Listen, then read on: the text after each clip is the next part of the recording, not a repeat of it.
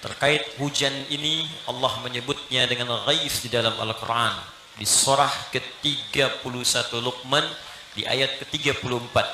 Allah menyampaikan innallaha 'indahu 'ilmus sa'ah wa yunazzilul ghaith. Sungguh hanya milik Allah 5 hal yang 5 ini tidak akan pernah dibagikan informasinya kepada makhluk manapun termasuk malaikat. Pun demikian dengan malaikat Jibril sebagai malaikat yang paling dekat keadaannya dengan Allah Subhanahu wa taala, itu pun tidak diberitakan informasinya. Yang pertama kata Allah adalah tentang pengetahuan terjadinya waktu kiamat. Di dalam Al-Qur'an ada disebutkan dengan bahasa yaumul akhir, kemudian ada dengan yaumiddin, ada dengan yaumul qiyamah, bahkan dengan surahnya surah 75 ada dengan waktu spesifiknya, dari mulai menitnya, detiknya, jamnya. Disingkat dengan kata sa'ah namanya. Sa'ah. Ya, sekarang disebut dengan jam. Kam sa'alan, jam berapa sekarang? Berarti masuk ke jamnya, menitnya, detiknya. Kata Allah, tidak akan pernah ada yang tahu kapan terjadi kiamat. Waktu spesifiknya. Jamnya, menitnya, detiknya, kecuali hanya Allah saja. Manusia bisa berhitung, manusia bisa berusaha memprediksikan apapun yang terjadi, yang ingin mereka kemudian prediksikan, tapi kepastian hanya ada pada ketetapan Allah Subhanahu wa taala. Karena itu kaidah mengatakan jika sudah ditetapkan hak prerogatif Allah, maka jangan pernah dengarkan pendapat makhluk ketika berbicara tentang waktu spesifik apa yang disampaikan di hari kiamat ini. Kalau ada yang berkata kiamat akan terjadi tanggal sekian, bulan sekian, tahun sekian, langsung abaikan saja. Tidak perlu kemudian kita panjangkan karena hanya akan membuang waktu, tenaga dan pikiran kita saja. Dulu pernah ada isu kiamat akan terjadi pada tanggal 9 bulan 9 tahun 1999.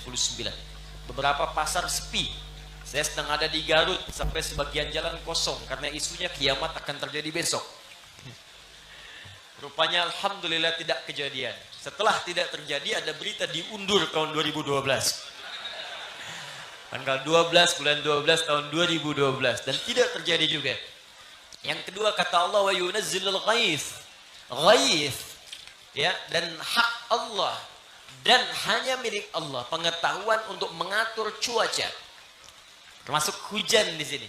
Kapan musim panas, kapan musim dingin, semi dan sebagainya, ada apa di dalamnya? Bagaimana cara mengatur turunnya hujan? Hujan disebut ghaith ketika diturunkan. Ghaith itu tidak disebutkan kecuali segala hal yang mengandung manfaat. Rahmat. Karena itu kalau orang ingin minta sesuatu yang mengandung manfaat, rahmat, kemuliaan, maka tambahkan ista di depannya. Ghaithun, tadi kata ghatha ditambah ista, istaghatha. Sifatnya disebut istighatsah. Permohonan kepada Allah agar diturunkan rahmat dan kemuliaan disebut dengan istighatsah. Hujan kata Allah, saya turunkan jadi rahmat. Kalau perkara menjadi banjir, jadi macam-macam, jadi badang, bukan hujan yang salah. Boleh jadi salurannya kemudian yang tidak sempurna untuk dikelola dengan baik dalam kehidupan bermasyarakat.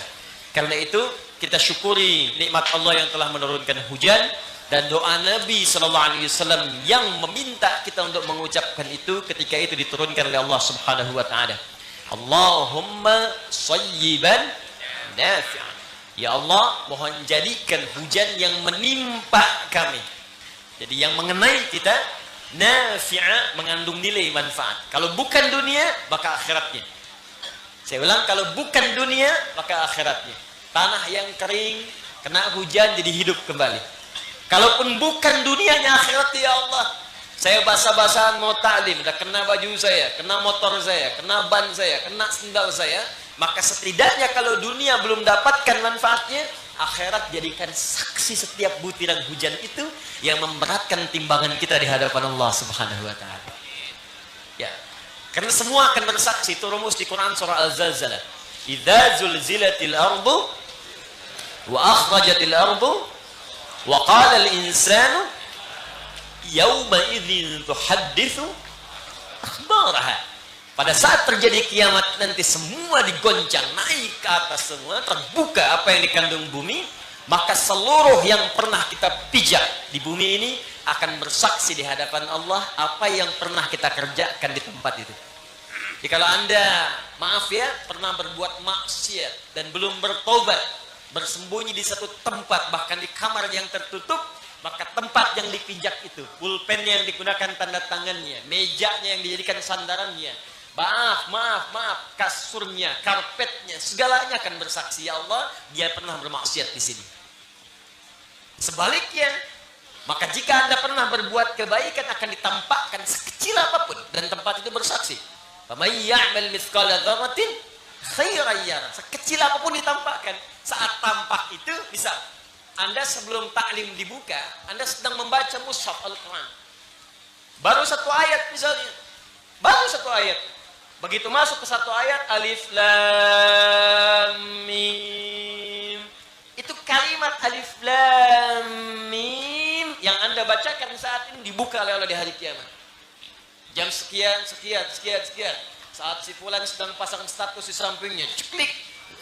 Yang ini kemudian sedang baca Al-Quran. Alif lam mim. Tertiba kemudian kertas-kertas mushaf itu bicara, ya Allah, si fulan membaca ini karenamu. Ya Allah, si fulan berdoa. Ya Allah, si fulan sedang berdoa, ya Allah, di karpet aku yang telah dia duduki. Ya, tetesan hujan yang berbicara, ya Allah, aku bersaksi juga saat itu bocor, aku mengenai kepalanya. Masya Allah, semua. Jadi kalau kita paham rumus kehidupan, semuanya enak insya Allah, nggak ada yang susah. Dan nikmat menjalani kehidupan.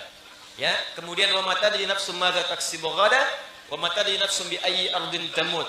Anda tidak akan tahu kapan dan bagaimana kemudian besok terjadi kepada kita, karena itu siapkan rencana-rencana kehidupan. Karena kita tidak tahu besok akan terjadi apa, maka kata Allah siapkan rencana hidup.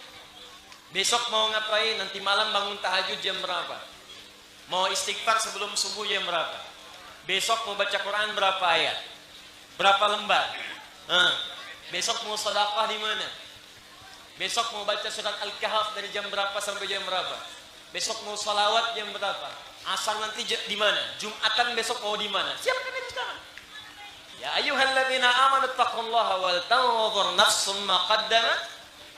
Kalau bisa bikin peta sampai hari kiamat, sampai ke surga. Di kata Quran, manusia yang baik itu, peta hidupnya itu sampai ke akhiratnya. Sampai akhirat. Jadi cara nurunkannya begini. Cara nurunkannya, Anda mau masuk surga yang mana dulu? Saya pengen surga bersama Rasulullah SAW, bersama orang-orang soleh, bersama para syuhada, bersama para siddiqin. Apa amalannya di dunia?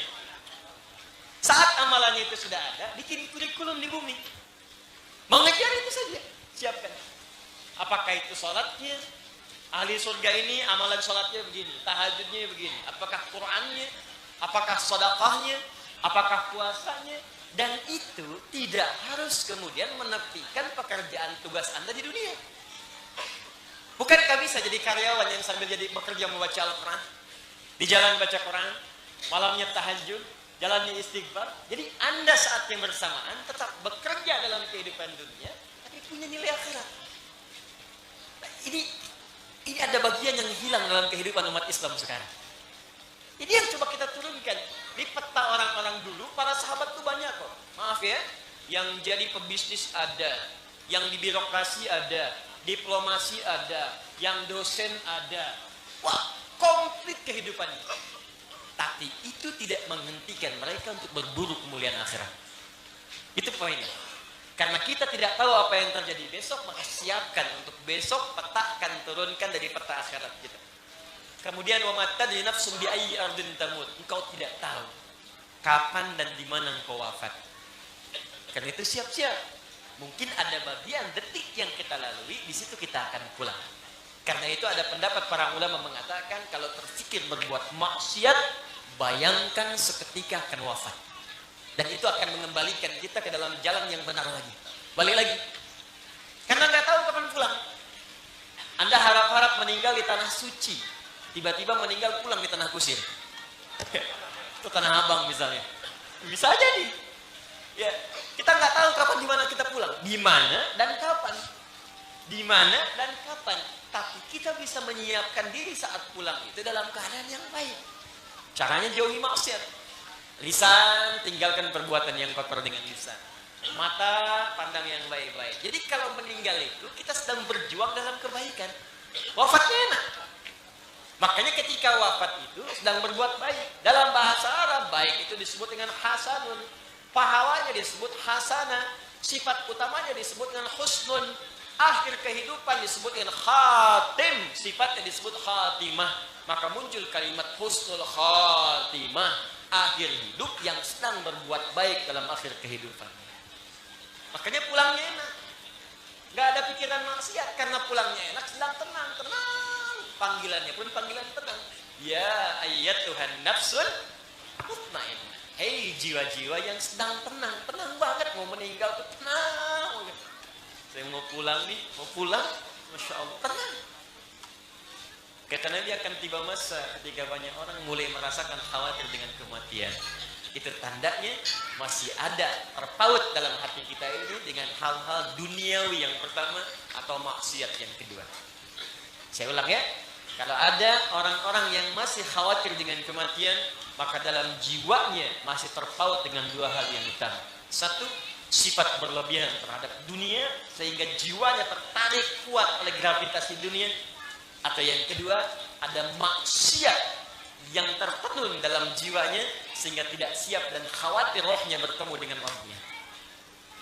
Maka segeralah bertobat dan kumpulkan amal soleh. Insya Allah dengan itu akan membuat jiwa kita tenang kembali. Pelaku maksiat itu nggak akan pernah tenang. Ya tidak akan pernah tenang. Karena itu kita mulai dengan memohon kepada Allah Subhanahu Wa Taala petunjuk, memohon taufik kepada Allah.